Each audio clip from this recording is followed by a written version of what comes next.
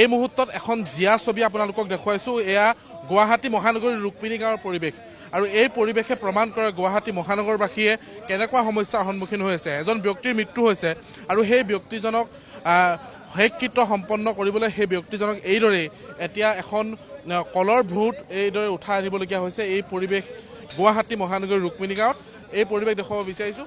নহয় আপোনালোকে নাওখন লাগিলে আপোনালোকে কাউন্সিলৰক সুধি ল'ব লাগিব। আপোনালোকে কাউন্সিলৰে অনুমতি দিলেহে আমি নাওখন দিব পাৰিম। সেয়ে আমি চিন্তা কৰিলোঁ আমি ইমান ৰখি থকাটো কি আছে, আমাৰ ৰাইজ আছে, আমি ৰাইজে এইখিনি বস্তু নাও নিদিলে কৈছিলে যে আপুনি সুধিব লাগিব, কাউন্সিলৰক সুধিব লাগিব, কাউন্সিলৰে ক'লেহে আমি দিম মানে সেই বুলি ক'লে বোলে। তাৰপিছত কি কৰিব, আমি এনেকৈ নিজে এটা ভুল বনালোঁ, চবেই মিলি জুলি নিজে সেই তাকে লৈ আহিলোঁ এইখিনি। এয়া গুৱাহাটী মহানগৰীৰ ৰুক্মিণী গাঁৱৰ পৰিৱেশ। এইদৰে এজন ব্যক্তিৰ শেষকৃত্য সম্পন্ন কৰিবলৈ এইদৰেই কলৰ ভূত লৈ অনা হৈছে সেই ব্যক্তিজনৰ মৃতদেহ। এইদৰেই গুৱাহাটী মহানগৰী জনতাই এতিয়া যমৰ যন্ত্ৰণা ভুগিবলগীয়া হৈছে। তেওঁলোকৰ অসহায় এই সময়ছোৱাত তেওঁলোকে এখন ৰাবাৰ বোট নাপালে এই মৃতদেহ আনিবলৈ, যাৰ বাবে তেওঁলোকে এখন কলৰ ভূত এজন ব্যক্তিক শেষকৃত্য সম্পন্ন কৰিবলৈ এইদৰে কলৰ ভূত তেওঁলোকে লৈ আনিবলগীয়া হৈছে মৃতদেহ। আমি এই পৰিৱেশ দেখুৱাইছোঁ গুৱাহাটী মহানগৰীৰ ৰুক্মিণী গাঁৱৰ এই পৰিৱেশ। প্ৰশাসনৰ পৰা সঁহাৰি নাপালে। প্ৰশাসনৰ মানুহ কোন আছে ইয়াত? এইটো কওক, ইয়াত প্ৰশাসনৰ মানুহ ক'ত আছে? কোনোবা পুলিচ আছে নে? GMD মানুহ আছে, GMC মানুহ আছে, কোন আছে? দেখা পাইছে আপোনালোকে কাৰোবাক? দেখাটো পোৱা নাই চাগে। নাই মানে কি আমাৰ ৰাজ্য চৰকাৰ কি ফেইলাৰ নেকি? তেওঁলোকক কোনোবা থাকিব লাগিছিল ন। এই অৱস্থাত ইয়াত SDRF নাই, NDRF নাই, পুলিচ প্ৰশাসন নাই, GMD নাই, GMC মানুহ নাই। এই নলাটো চাওক অৱস্থা, তো কি এৰি দিছে নেকি? ৰুক্মিণী গাঁওখন উঠি যাওক ইমান কোটি কোটি টকা খৰচা কৰি।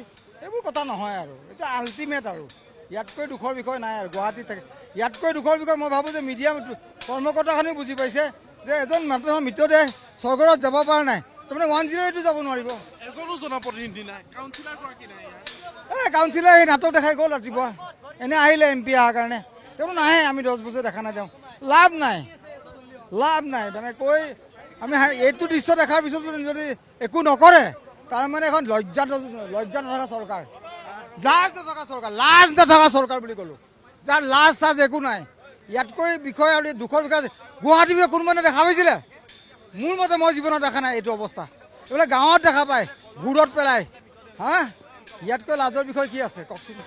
এয়াই গুৱাহাটী মহানগৰীৰ এখন প্ৰকৃত ছবি আৰু এগৰাকী ব্যক্তিৰ মৃত্যু হৈছে আৰু সেই ব্যক্তিগৰাকীৰ শেষকৃত্য সম্পন্ন কৰিবলৈ এতিয়া সাৰথি হৈছে একমাত্ৰ কলৰ ভূৰখন। আৰু এইদৰে কলৰ ভূৰ আৰু চাঙিত উঠাই তেওঁলোকে স্বৰ্গৰথত উঠাই এই মুহূৰ্তত লৈ যাব শেষকৃত্য সম্পন্ন কৰিবলৈ। এজন ব্যক্তিৰ এই মুহূৰ্তত মৃত্যু হৈছে গুৱাহাটী মহানগৰীৰ পানীৰ মাজত আৰু দেখিবলৈ পোৱা গৈছে। এইদৰেই সেই ব্যক্তিগৰাকীয়ে শেষকৃত্য সম্পন্ন কৰিবলৈ লৈ গৈছে। গুৱাহাটী মহানগৰীৰ এখন জিয়া ছবি এই মুহূৰ্তত আপোনালোকক দেখুৱালোঁ। তাতকৈ লাজৰ বিষয় আৰু একো নাই। ইয়াৰ স্থানীয় লোকসকলে এই কথাই কৈছে যে ইয়াতকৈ লাজৰ বিষয় আৰু একো নাই।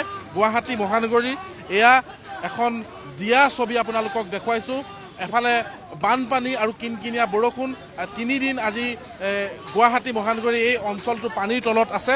আনফালে দেখিবলৈ পোৱা গৈছে এইদৰে স্বৰ্গৰথ এই অঞ্চলসমূহত প্ৰৱেশ কৰিব নোৱাৰে, মৃত্যুঞ্জয় এই অঞ্চলসমূহত প্ৰৱেশ কৰিব নোৱাৰে, যাৰ বাবে এইদৰে কলৰ ভূৰত লৈ অনা হৈছে মৃতদেহ। আৰু এইদৰে দেখিবলৈ পোৱা গৈছে শেষকৃত্য সম্পন্ন কৰিবলৈ এতিয়া কলৰ ভূৰখনেই একমাত্ৰ সাৰথি হৈছে। গুৱাহাটী মহানগৰীৰ এই সমস্যাসমূহক লৈ বিশেষকৈ এই স্থানীয় লোকসকলে বাৰে বাৰে প্ৰতিবাদ কৰি আহিছিল। তেওঁলোকে কৈ আহিছিল যে এটা সুপৰিকল্পনা লাগে, যিটো পৰিকল্পনাই ৰুক্মিণী গাঁৱৰ অন্ততঃ এই অঞ্চলখিনিত যাতে পানী হ'লেই পানী উলিয়াই পঠিয়াব পৰা এটা ব্যৱস্থা কৰে, কিন্তু সেই ব্যৱস্থাও নকৰিলে।